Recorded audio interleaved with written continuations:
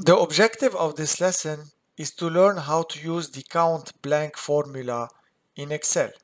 And there are many count formulas in Excel, so I'm going to put a link in my description for all the other videos on the count formulas.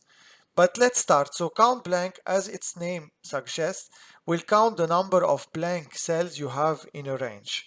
And this is very useful when you're doing data analysis and you get some data and you want to see what are the missing data. So you can use CountBlank to see for each column how many missing data you have.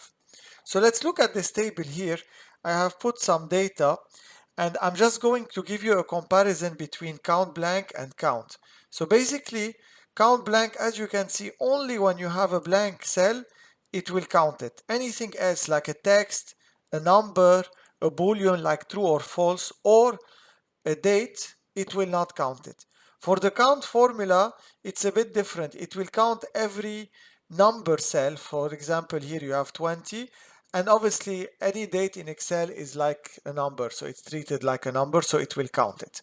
So if I use my count blank formula, I'm going to write equal count blank, open parenthesis, and I select my range of data. You will see that when I close my parenthesis and put enter, you'll get only one, which is this blank cell.